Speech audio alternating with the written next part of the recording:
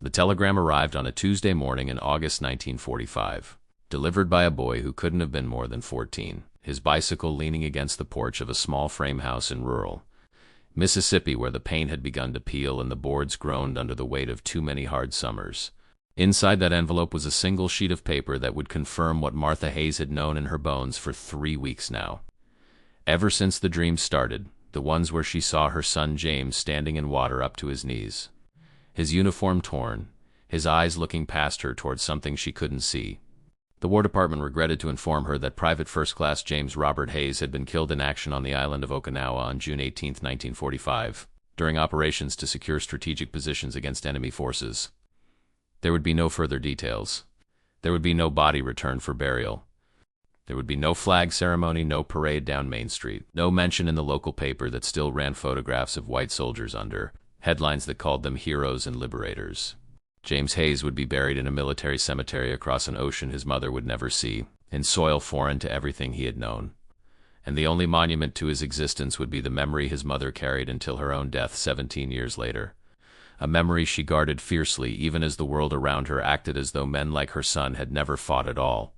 But James Hayes did fight, and before the end came for him on that blood-soaked island in the Pacific, he had seen things that would have broken lesser men, endured humiliations that tested the limits of human dignity, and performed acts of courage that went unrecorded in the official histories that would be written by men who had never known what it meant to be told you weren't good enough to fight for a country that was supposed to be yours. This is his story, pieced together from faded letters sent home, from the recollections of the few men from his unit who survived, from the sparse military records that listed him only as a serial number and a casualty statistic, and from the oral history passed down through generations of a family that refused to let his name disappear, into the silence that claimed so many black soldiers who gave everything for a nation that gave them nothing in return. James Robert Hayes was born in 1924 in a town so small it barely appeared on most maps. A collection of shotgun houses and a general store where black folks had to enter through the back door and where credit was extended with interest rates that kept families in perpetual debt. He was the youngest of 5 children, the only boy, raised by a mother who worked as a domestic in white homes and a father who sharecropped land that would never be his own. From the time James could walk, he understood the rules, the invisible lines that separated his world from theirs, the way you had to step off the sidewalk when white people approached, the way you answered yes sir and no ma'am even to children half your age, the way you swallowed your anger and wore a mask of submission because the alternative could mean a rope and a tree and a body left, hanging as a warning to anyone else who might forget their place.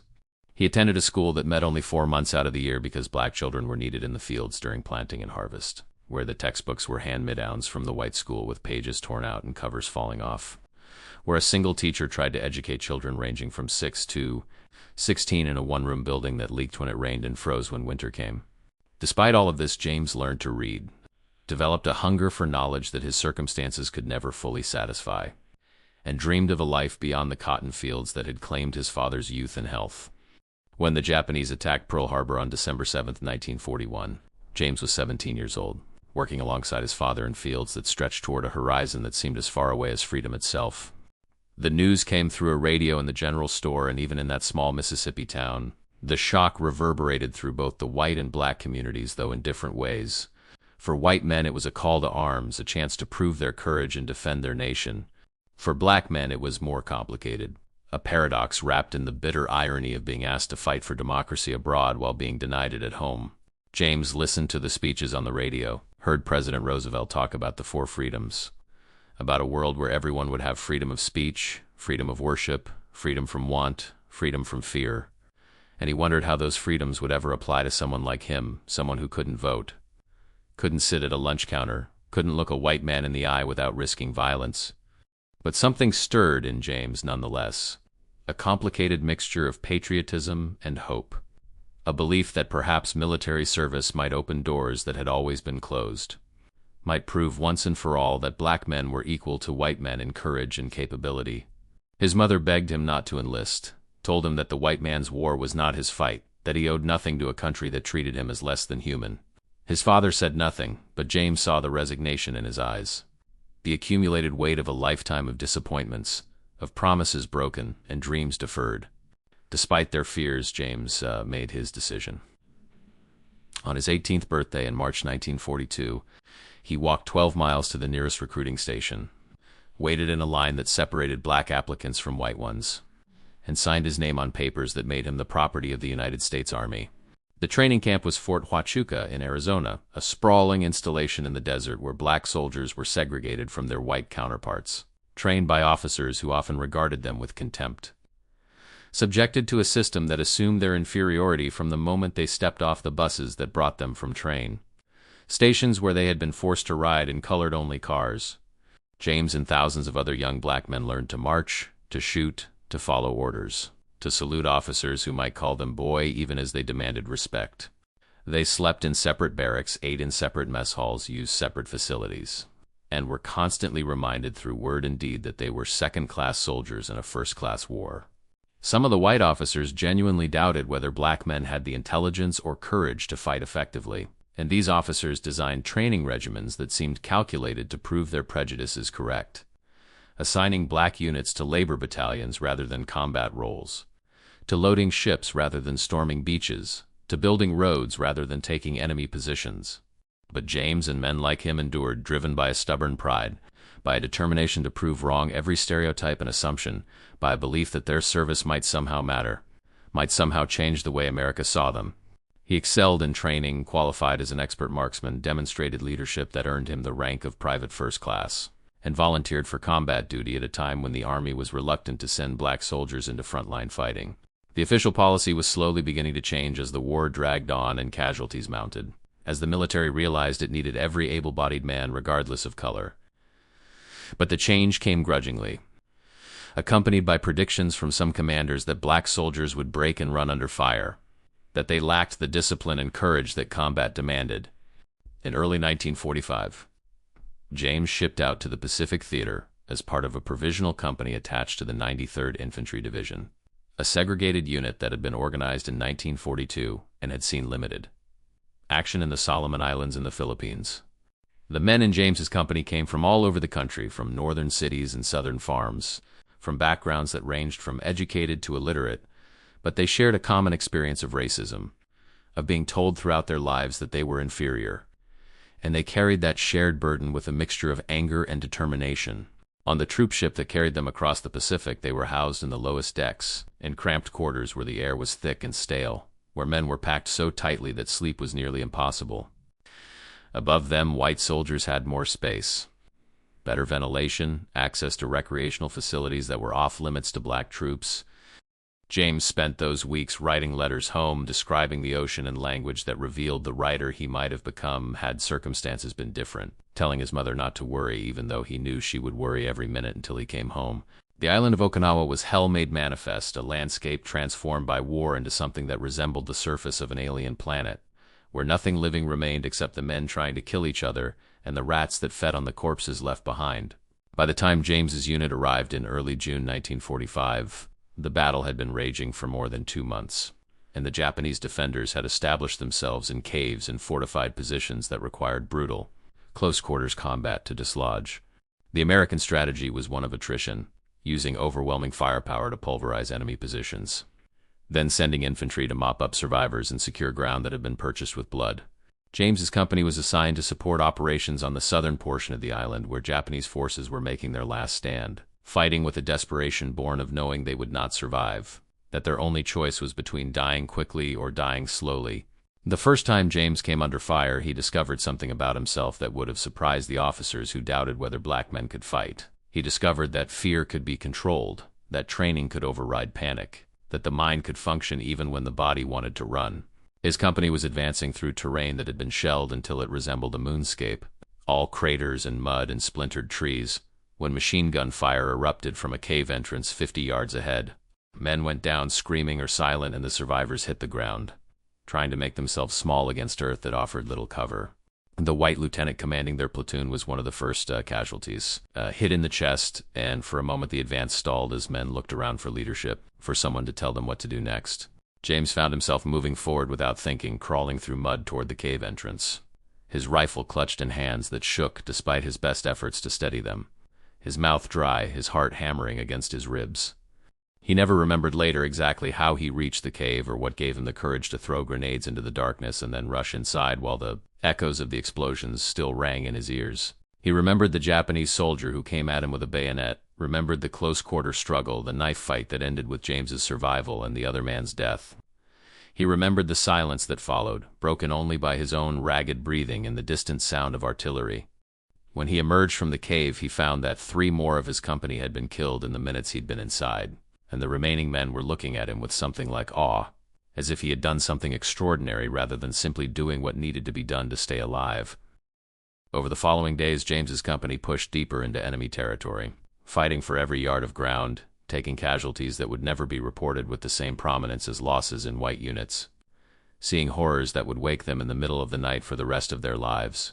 They found Japanese soldiers who had committed suicide rather than surrender, entire families of Okinawan civilians who had jumped from cliffs after being told by Japanese propaganda that Americans would torture and kill them, American prisoners who had been executed and left in grotesque displays meant to demoralize the advancing troops. James wrote no letters during these days because there were no words for what he was experiencing. No way to explain to his mother the smell of death that permeated everything. The way human bodies came apart under high explosives. The sound a man made when he was dying and calling for his mother. He simply fought day after day because that was all there was. Because stopping meant dying. Because his brothers in arms depended on him and he would not let them down. On June 17, 1945, James's company received orders to secure a hill designated on military maps as Hill 89, a strategic position overlooking a valley where Japanese forces had established a supply route. Intelligence reports suggested the hill was lightly defended, that it could be taken with minimal casualties. But intelligence reports were often wrong, based on aerial reconnaissance that couldn't see what was hidden in caves and underground bunkers. James's company began their assault at dawn, moving up the slope in a textbook advance, covering each other by squads, expecting resistance but hoping the intelligence was correct this time.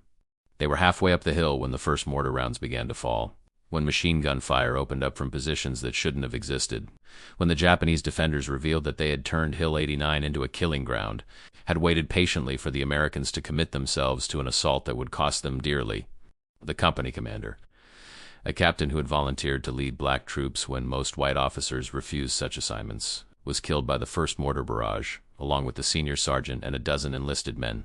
Command devolved to a young second lieutenant fresh from officer training who had never been in combat before, and the lieutenant froze. Unable to process the chaos around him, unable to give the orders that might have saved lives. Men were dying, the advance had stalled, and without leadership the survivors would either be wiped out or forced to retreat, leaving the dead behind and accomplishing nothing. James found himself once again moving forward, this time running from position to position, organizing fire teams, directing men to suppress enemy positions while others advanced, essentially functioning as a battlefield commander without rank or authority, but with the respect of men who recognized competence when they saw it. For 6 hours, James and the remnants of his company fought their way up that hill, using grenades and flamethrowers and rifles and knives, clearing caves and bunkers in close-quarters combat that was more like murder than warfare, taking casualties with every yard gained until fewer than 30 men remained from a company that had started the day with more than 120. Japanese defenders fought with fanatical determination, refusing to surrender even when their position became hopeless, often waiting until Americans were close before detonating explosives that killed attackers and defenders alike. James was hit twice, once by shrapnel that tore through his left arm, once by a bullet that creased his ribs, but he kept moving, kept fighting, kept pushing his men forward because stopping meant dying and retreating meant dishonor. They reached the summit just before dusk on June 18th, securing the position at a cost that would haunt the survivors for the rest of their lives. Of the 30 men who reached the top, only James and 11 others were still combat effective, and even those 12 were wounded to varying degrees, running on adrenaline and determination and the knowledge that they had accomplished something that military planners had thought would be easy, but that had instead become a nightmare.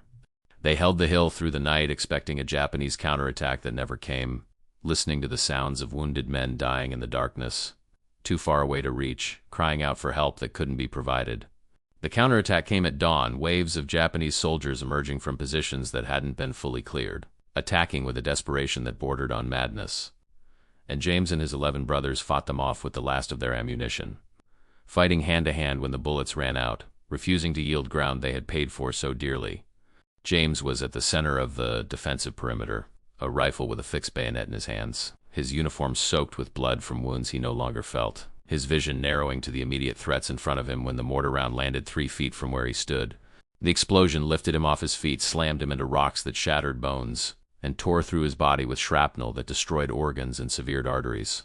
He lived for perhaps 10 minutes after the blast, long enough to know he was dying, long enough to think of his mother and the house with the peeling paint, long enough to wonder if his death would matter, if anyone would remember.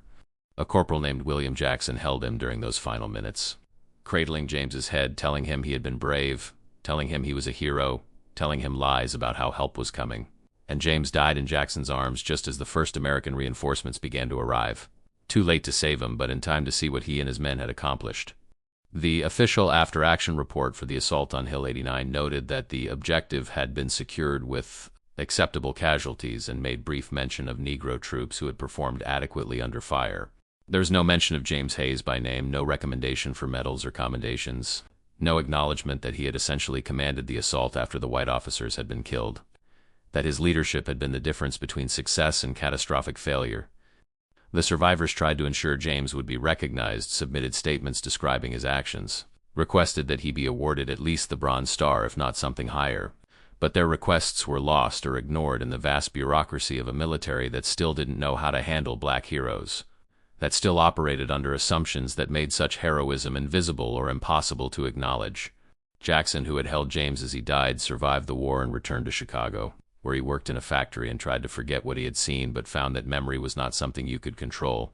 He talked about James Hayes to anyone who would listen, told the story of the man who had led them up that hill. But his audience was limited to other black veterans and a few family members, and even they grew tired of hearing about the war, wanted to move forward rather than looking back. Jackson wrote to James's mother once, a letter that took him 3 days to compose, trying to find words adequate to describe her son's courage. But he never received a reply and never knew whether the letter had reached her or whether she simply had no words to send in return. The years passed, and the story of the assault on Hill 89 faded from memory, overshadowed by other battles that had better publicists, that involved units with better connections to the officers who wrote the official histories. The men who had fought there grew old or died, taking their memories with them, and James Hayes became one of thousands of black soldiers whose service was acknowledged only in the most general terms, whose individual sacrifices were subsumed into statistics and broad statements about the contributions of Negro troops during the war.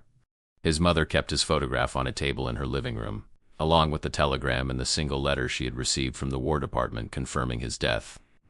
And she told his story to her grandchildren, who listened politely but couldn't really understand what she was trying to tell them. What it meant that their uncle had died for a country that wouldn't let him vote, that had segregated him even in death. In 1997, more than 50 years after the battle, a historian researching the Okinawa campaign came across the after-action reports for Hill 89 and noticed discrepancies between the official account and casualty figures that suggested something significant had been left out of the record. He began interviewing survivors, tracking down men who were now in their 70s and 80s, and slowly pieced together what had actually happened, discovered the story of James Hayes and the role he had played. The historian tried to get the military to posthumously award Hayes the recognition he had been denied, submitted documentation and witness statements.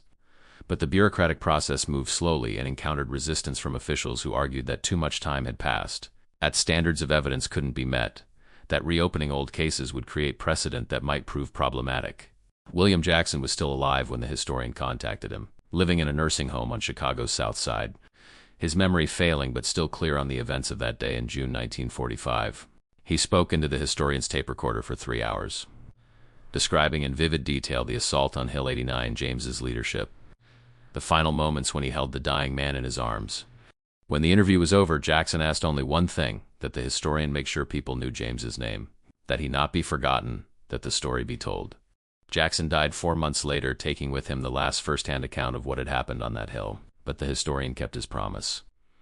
Published a paper in a military history journal that was read by perhaps a few hundred people, most of them academics with no power to change official records or award retroactive honors. James Robert Hayes is buried in the Honolulu Memorial Cemetery, one of thousands of white crosses marking graves of men who died in the Pacific Theater. His headstone lists his name, rank, serial number, and dates of birth and death, nothing more. There are no monuments to his courage, no buildings named in his honor, no plaques describing what he did or who he was.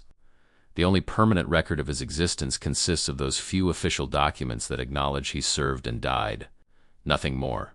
His mother's house in Mississippi was torn down decades ago, replaced by a convenience store that serves a community that has no memory of the family that once lived there. His sisters have all passed away, and their children and grandchildren know little about their relative who died in the war. Just a name mentioned occasionally at family gatherings, a story that has lost most of its details in the retelling.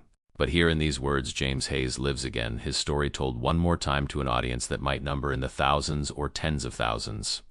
People who will learn his name and perhaps remember it, perhaps pass it on to others, perhaps begin to understand the debt we owe to men like him. He was one soldier among millions, one black man among hundreds of thousands who served in a segregated military, one casualty among the more than 400,000 Americans who died in World War II. But his story matters because every story matters, because every life has value, because the measure of a nation is found in how it treats those who sacrifice everything for its survival. James Hayes had no medal, no parade, no recognition beyond a telegram delivered to a grieving mother and a few military documents, filed away in archives that most people will never see. But he had courage, he had dignity, he had a sense of duty that transcended the injustices he faced, and he left behind a memory that refused to die even when the world tried its best to forget.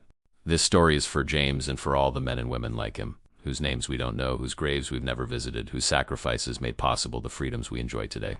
They fought in a war against tyranny and oppression while experiencing tyranny and oppression at home. They proved their courage to a nation that refused to acknowledge it. They gave everything and asked for nothing in return except the basic dignity of being recognized as fully human, fully American, fully deserving of the rights and honors they had earned. We owe them more than we can ever repay, but we can start by remembering, by telling their stories, by refusing to let their names and deeds disappear into the silence that has claimed too many heroes for too long. If this story moved you, take a moment to honor the memory of James Hayes and the countless black soldiers whose courage went unrecognized for far too long. Please like this video to help us share these forgotten stories with more people who need to hear them. Leave a comment below telling us what this story meant to you, or share your own family's military history if you have black relatives who served.